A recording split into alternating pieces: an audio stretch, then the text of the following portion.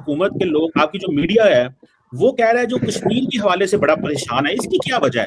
क्या मकबूजा कश्मीर में आपने लोगों को जो पैलेट गन्स मारी हैं, आपका कोई हक है कि पाकिस्तान के कश्मीर पे अब आप प्रोपेगेंडा कर रहे हैं कि जनाब जैश मोहम्मद और लश्कर तैयबा जो है उनको छोड़ा जा रहा है जी, वो लोग पीस। मौलाना साहब को प्रॉब्लम ये है कि वो चाहते हैं उनको खैबर पख्तूनख्वा में भी हुकूमत मिले, वो चाहते हैं उनको बलूचिस्तान में भी हुकूमत मिले। हुकूमत उनकी बनती नहीं है मौलाना साहब, इसलिए अब ये वाले किससे नहीं बनती? पब्लिक मुनीर से नहीं बनती। इसको मुनीर चुनाव लड़ते हैं। आपने 1 मिनट मुझे अनइंटरप्टेड नहीं तो बोले ना, आप किससे नहीं बनती? मैं ये पूछ रहा हूं। पीओके में जो लोग प्रोटेस्ट कर रहे थे पाकिस्तान ऑक्यूपाइड कश्मीर के अंदर, उन प्रोटेस्टर्स ने कहा था और कि हम 20 जुलाई को पाकिस्तान की तरफ मूव करेंगे, मतलब कि जो कैपिटल है पीओके की मुजफ्फराबाद, उसकी तरफ मूव करेंगे और पाकिस्तान की सरकार अगर हमसे बात नहीं करती तो हम उनका घेराव करेंगे और इस्लामाबाद की तरफ भी मूव करेंगे। और हुकूमत के लोग, आपकी जो मीडिया है वो कह रहा है जो कश्मीर के हवाले से बड़ा परेशान है, इसकी क्या वजह है?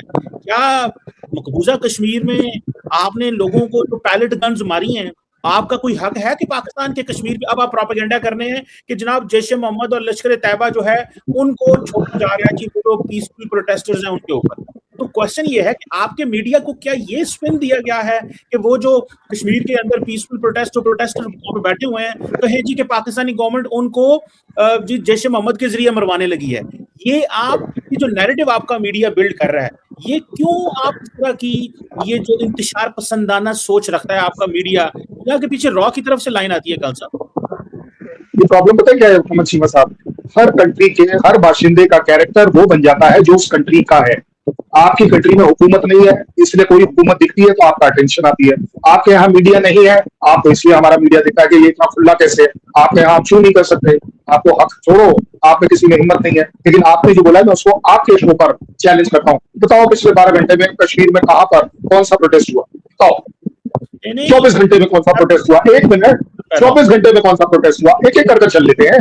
मैं वहां 10 दिन रहकर आया हूं, पिछले 17 दिन का कोई एक प्रोटेस्ट बता दीजिए कि किस दिन प्रोटेस्ट हुआ। चाहे दिन में ना, अगर आपको दिन में ना दिखाओ तो रात का प्रोटेस्ट बता दीजिए। मैं तो आपको रात के वीडियो दे दूंगा। मैं पाकिस्तानी कश्मीर की बात कर रहा हूँ, आपकी कश्मीर, आपने मेरा जज्बाती होकर मेरा सवाल नहीं सुना। मैं कह रहा हूँ इस वक्त पाकिस्तान के अंदर, आजाद कश्मीर के अंदर प्रोटेस्ट हो रहे हैं अपनी डिमांड्स के लिए, लेकिन इंडिया कह रहा है कि ये जो लोग प्रोटेस्ट कर रहे हैं ना, इन पे पाकिस्तानी गवर्नमेंट लश्कर तैयबा को छोड़ने लगा है। तो ये क्यों आप इस तरह की अफरा तफरी फैलाना चाहते हैं, या क्यों आपके मीडिया का नेगेटिव रोल है? मैं पाकिस्तानी कश्मीर की बात कर रहा हूँ। नहीं, वो जो लश्कर और इनकी जो बात कर रहे हो वो लश्कर और ये कौन है? आपकी रेंजर ही तो लश्कर है, आपकी आर्मी ही तो लश्कर है, और कौन है? कोई अलग थोड़ी ना है। आप एक चलिए काम करते हैं, आप अपने सिर को खैर आप झूठ बोल देंगे, दिल पर हाथ रखकर बता दीजिए, दिल पर हाथ रखकर बता दीजिए कि जो कुछ पीओजेके में हो रहा है क्या वो सही हो रहा है? आप ही बता दीजिए। मैं आपसे पूछ लेता हूँ, अगर आप कह देंगे एज अ इंसान अपनी, देखिए देश के लिए आदमी को कुछ भी कर जाना चाहिए लेकिन इंसानियत से ऊपर नहीं होना चाहिए। देखिए इंसानियत अपनी जगह पर सबसे सुप्रीम मानी जाती है, ठीक है ना? सो इसलिए मुझे आप बता दीजिए, जो आप पैलेट्स की बात कर रहे हो, खुद बताना आज पैलेट अच्छे या लाइव बुलेट अच्छी? पैलेट दुनिया में माना जाता है कि अगर कोई प्रोटेस्ट हो रहा है और वो अनकंट्रोल्ड हो जाता है तो उसके ऊपर पैलेट चलाना अपने आप में ह्यूमैनिटेरियन है। क्या पैलेट गन्स मारना, मुंह तोड़ देना पैलेट, ये ह्यूमैनिटेरियन है? कल साहब ये इंडियन फौज का कर्नल ये कह रहा है मारना अच्छा है। इंडियन आर्मी का ये कर्नल कह रहा है, इंडियन आर्मी का कर्नल कह रहा है कि पाकिस्तान आर्मी द्वारा लाइव बुलेट चलाने से 100 गुना ह्यूमैनिटेरियन है कि अनकंट्रोल्ड भीड़ के ऊपर आपने अगर पैलेट चलाई है। और इस कर्नल को सपोर्ट करने वाला एमनेस्टी इंटरनेशनल जो आपके यहाँ की रिपोर्ट दे रहा है, वो जो 50 पार्लियामेंटेरियन यूके के बोल रहे हैं, जो यूरोपियन यूनियन की पार्लियामेंट आपको कंडम कर रही है, ये सब उस कर्नल की लैंग्वेज बोल रहे हैं, ये किसी बाहर की लैंग्वेज नहीं बोल रहे हैं। इसको आप नहीं समझ आएगा कमल सीमा, आप मानो मेरी बात। आपने पढ़ना है और बोलना है। तो जो आपके सामने कंप्यूटर पर आईएसआई की जो इंस्ट्रक्शंस आती चली जा रही है, आपने सिर्फ वो पढ़नी है, आप उससे ऊपर नहीं उठ पाओगे। आप ढूंढ रहे हो, देखो पानी पी लो, घबराना नहीं, कमर सीमा घबराना नहीं। मौलाना साहब को प्रॉब्लम ये है कि वो चाहते हैं उनको खैबर पख्तूनख्वा में भी हुकूमत मिले,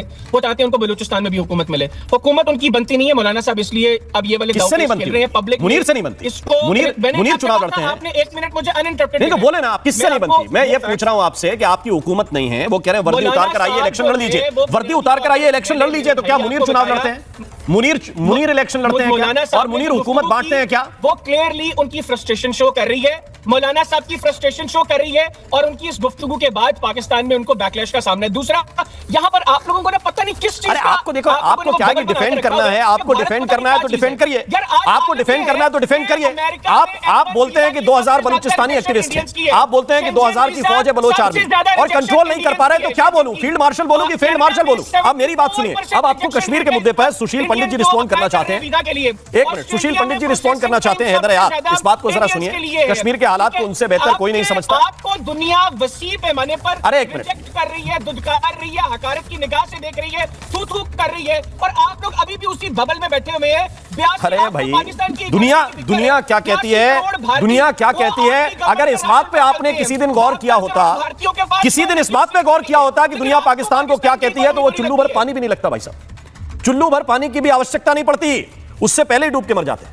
लेकिन मैं चाहता हूं कि सुशील पंडित आपको रिस्पॉन्ड करें। पंडित जी, कश्मीर के अंदर इस वक्त क्या हो रहा है, खास तौर से जो पाकिस्तान का अनाधिकृत कब्जा वाला हिस्सा है? जी राम जी, कई सालों से वहां से आवाज आती थी कि ये जो दहशतगर्दी है उसके पीछे वर्दी है। आज वहां से सुनाई पड़ रहा है वतन या कफन। उनके लब पर यही जुमला है सिर्फ, वतन या कफन। हाँ, मुझे मालूम है किसकी वर्दी की बात करते थे, आपको भी मालूम है आपकी क्या मजबूरी है। मैं समझता हूं आपकी क्या मजबूरी है, लेकिन अब आप सुन लीजिए, थोड़ा हिम्मत रखिए और सुन लीजिए। इशू ये है कि अब देखिए, पाकिस्तान ऑक्यूपाइड कश्मीर एक थिन स्लिवर है, पतली सी पट्टी है ऊपर से नीचे तक, जलावला कोट बीच में है, और उसका मुजाहरा किया हुआ था इन्होंने 1 महीने। वहां आटा, पानी, दवाई, बिजली कुछ नहीं जाने दे रहे थे। लोग के सब्र का बांध टूटा है। अब वो मुजफ्फराबाद की तरफ कूच कर गए हैं, और वहां के हर छोटे कस्बे, शहर, गांव से इन्होंने कूच की हिदायत दे दी है। औरतें, बच्चे चल निकले हैं और उनकी जुबान पर सिर्फ एक जुमला है, वतन या कफन। साल भर पहले इनकी 36 मांगों पर दस्तखत करने के बाद मुकर गया ये रियासत। इसके हुक्मरान एक भी नुक्ते पर ये बोलते चले जाएंगे, क्योंकि ये छटपटाते हैं, सच सामने आता है। इनकी दिक्कत ये है, आज अच्छा 12 नॉमिनेटेड सीट्स के ऊपर ये अपने गुर्गे अपॉइंट करते हैं और उसके बाद इसको पीछे से हाँकते हैं। इनकी जमहूरियत को इन्होंने बिल्कुल पलीता लगा दिया है। और इसी वजह की तरह जो है ना, 71 में भी यही सुन रहे थे हम, 16 दिसंबर 1971 तक यही सुन रहे थे कि जीत रहे हैं, और उसके बाद 93,000 लोगों ने घुटने टेक दिए थे। यही हुआ था 16 दिसंबर 1971 की सुबह तक, 16 दिसंबर 1971 की सुबह तक। और ये न्यूक्लियर हमने आपका सिंदूर में देख लिया, कहां पे आपने घुसा के रखा है, उसको देखेंगे, वहां से नहीं निकल पाएगा। सर पे पड़ेगा, जहां घुसा के रखा है वहीं पर थोड़ा और अंदर घुसा दीजिए, निकल नहीं पाएगा। और ज्यादा न्यूक्लियर किया तो आपको पता है कि आज के दौर में न्यूक्लियर करने से क्या होता है। आपको पता है न्यूक्लियर करने से क्या होता है, हमको मालूम है, हमको मालूम है अभी आप कहां घुसेंगे जाके, ठीक है, हमें मालूम है अभी आप कहां घुसेंगे। मकबूजा कश्मीर से तो ऐसा मंजर आना बनता था। आजाद कश्मीर से एक बच्ची कहती है कि हमें धमकियां दी जा रही हैं कि अगर बच्चे यहाँ बैठे तो उनके बेफार्म नहीं बनेंगे, फलां नहीं होगा। आपको याद है ना 9 मई के बाद क्या पंजाब पुलिस ने ऐलान किया था कि तुम में से जो भी एहतजाज के लिए निकलेगा तुम्हारा मुस्तकबिल बर्बाद हो जाएगा, तुम्हारा क्रिमिनल रिकॉर्ड बन जाएगा, कभी बाहर के मुल्कों के वीजे नहीं लगेंगे तुम्हारे। और ये किया गया नौजवानों के साथ, कईयों के क्रिमिनल रिकॉर्ड्स बना के उनसे पैसे लेके मामला सेटल किए गए और कईयों का जीना दोबर कर दिया गया। और अब ये आजाद कश्मीर में बच्चों को धमकियां दी जा रही हैं कि तुम्हारा बेफार्म नहीं होगा, तुम्हारा फलां नहीं होगा, तुम्हारा आईडी कार्ड नहीं बनेगा। उसने पहाड़ के बेफार्म का, ये लो अपना बेफार्म। ये मकबूजा कश्मीर के लोग किया करते थे भारत के हवाले से। अब आजाद कश्मीर के लोग, आजाद कश्मीर की नई नस्ल, ये जेन जी है, ये जेन अल्फा है, आपने इनको अपने खिलाफ कर लिया है। आपको अंदाजा है कि आप नफरतों की कैसी फसल बो रहे हैं। किसी जर्नैल को एहसास है इस इदारे में कोई अक्ल है, कोई सूझबूझ है, या बस खाना पीना प्लॉट, इसके अलावा आपके इन भूसे दिमागों में कुछ नहीं पड़ता? हम जैसे लोग तो चीख चीख के रह गए। क्यों हर तरफ इस मुल्क में आग लगा रहे हो? कुछ हमें जवाब तो दे दो इस चीज का। ये हमारा अपना मुल्क है, क्यों इसको तोड़ना चाहते हो? क्यों इसके टुकड़े करके इसको दुश्मन के लिए एक तारनवाला बनाना चाहते हो? मेरा ये सवाल है, क्यों करना चाहते हो? ये बस कर दो। अब हर चीज की एक लिमिट होती है। आजाद कश्मीर से बच्चे अगर ये कहना शुरू हो जाए, 9वीं जमात की बच्ची है, क्या एज होगी इसकी, 14 साल, वो कह रही है ये लो अपना बेफाम, हमें धमकियां ना दो। और पाकिस्तानी से कह रही है आप क्यों हमारे साथ नहीं खड़े होते? अल्लाह हमारे साथ है, हमारे साथ दो। हम बेहिस हैं, लेकिन जिन लोगों पे जुल्म चल रहा है ना, वो फिर कबायली इलाके हों, वो बलोचिस्तान हो और आजाद कश्मीर के लोगों को भी अब अपना हक पता है क्यों मांगना पड़ा है 78 साल से? जिसकी वफाक में हुकूमत है उसकी आजाद कश्मीर में बन जाएगी। भाई बाप का राज है, आजाद कश्मीर में उसकी बन जाएगी। इमेजिन अगर इंडिया ये काम करे। देखिए हमें अंदाजा नहीं था ना जब हम पागल थे मोहब्बत में इन जाहिल जर्नैलों की, और ये वॉलंटरली एक मोहब्बत थी। ये नहीं था कि उन्होंने कुछ कहा हुआ था तो मोहब्बत थी। इमेजिन कि भारत ये कहे कि क्योंकि बीजेपी की दिल्ली में हुकूमत है, यानी सेंटर में हुकूमत है, तो मकबूजा कश्मीर में भी बीजेपी की हुकूमत बनेगी। इमेजिन अगर वो ये कहें, कितना बड़ा तूफान खड़ा हो जाएगा। आजाद कश्मीर में पिछले कितनी दहाइयों से ऐसे ही है, जिसकी वफाक में हुकूमत होगी आखिर उसी की हुकूमत होगी आजाद कश्मीर में। यार बाप का राज है ये। जेज में लेकर आए थे आजाद कश्मीर की वफाक में हुकूमत है तो वहां भी बनेगी, ऐसा नहीं होता। ये इलेक्शन चोरी होते हैं। तो आजाद कश्मीर के लोगों ने अब समझ लिया कि इनफ इज इनफ। तुम अपनी 12 सीटें रख लेते हो महाजनों की, वो 5-5 सीटों पे आके कानून साज वज़ीर आज़म बन जाता है आके, तो ऐसे नहीं होगा। तो इसलिए उनकी डिमांड्स बिल्कुल जायज़ हैं, उनके साथ जो मामलात हैं वो बिल्कुल ऐसे ही चलने चाहिए। अब मेरे पाकिस्तानियों, मैं क्योंकि तल्ख बातें करता हूं तो एक और आपको तल्ख बात बता देता हूं।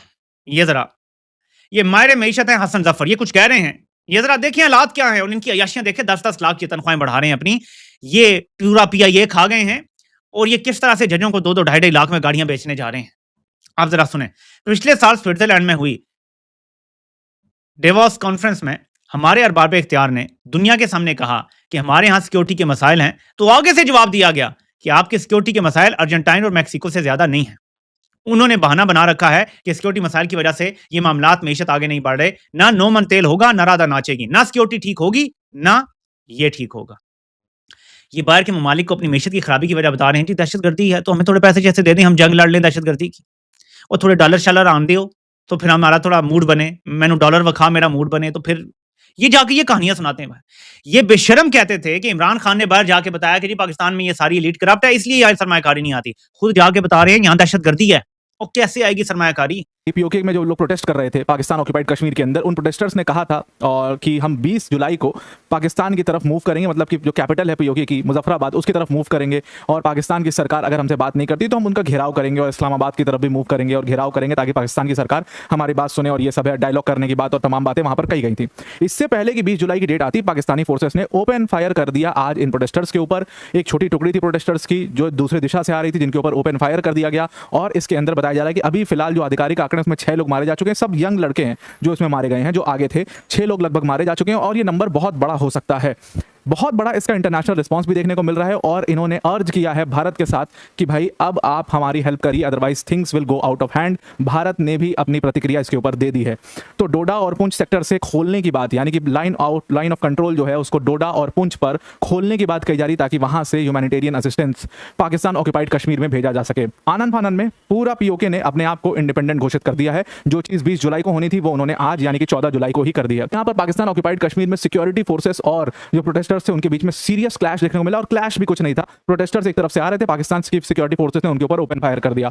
असल में देखिए रावलकोट के ईदगाह ग्राउंड है जहां पर 50 हजार 60 हजार जो प्रोटेस्टर्स हैं वो वहां पर लगातार प्रोटेस्ट कर रहे हैं, जिनका डिमांड है कि POK की बातें सुनी जाए। और अब तो वो भी डिमांड नहीं है, अब तो उन्होंने कह दिया कि भाई हम पाकिस्तान से है ही नहीं, हम अपने आप को इंडिपेंडेंट घोषित कर रहे हैं, हमारा अपना झंडा है, हम सब कुछ है, हम अपना कॉन्स्टिट्यूशन बनाएंगे, हम पाकिस्तान से बिल्कुल कोई वास्ता नहीं रखते, और हम अपने आप को आजाद घोषित कर रहे हैं अभी से ही।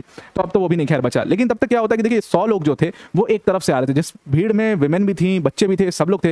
ये 100 लोग एक तरफ से आ रहे थे, और अचानक से वहां पर जैसे ही ये पहुंचते हैं, यहाँ पर जो बस स्टैंड है उसके पास ये लोग पहुंचते हैं, न्यू बस टर्मिनल है, वहां पर पहुंचते हैं। एकदम से अचानक से पाकिस्तान की सिक्योरिटी फोर्सेस वहां पर इनसे आकर के क्लैश करना शुरू करती हैं। पहले छोटी मोटी हाथापाई से मामला शुरू हुआ, उसके बाद एकदम से वो पीछे जाते हैं और ओपन फायर खोल देते हैं इनके ऊपर। और इस ओपन फायर में बहुत सारे पाकिस्तान ऑक्यूपाइड कश्मीर के जो रेसिडेंट्स थे वो मारे गए। जाहिद मुगल, जफर मुगल, ये सारे नए लड़के थे जो आप तस्वीर में देख भी रहे होंगे। ये सारे नए लड़के थे जिनको यहाँ पर पाकिस्तान की फोर्सेस ने गोलियों से मार दिया, और 6 लोग अभी आधिकारिक आंकड़े हैं कि 6 लोग मारे जा चुके हैं, नंबर बहुत बड़ा भी हो सकता है। तो इस पूरे रीजन के अंदर सबसे बड़ा प्रॉब्लम, अब ये जो इतना बड़ा इतना सीरियस रिस्पांस आपको देखने को मिला, ये रिस्पांस आपको देखने को क्यों मिला, इसका एक बहुत बड़ा कारण ये भी बताया जा रहा है कि हो ना हो कहीं ना कहीं पाकिस्तान की सरकार के ऊपर इंटरनेशनल प्रेशर पड़ा, जिसकी वजह से ऐसा रिस्पांस देखने को आपको मिला जहां पर ये पूरी तरीके से इस प्रोटेस्ट को तोड़ना चाहते हो।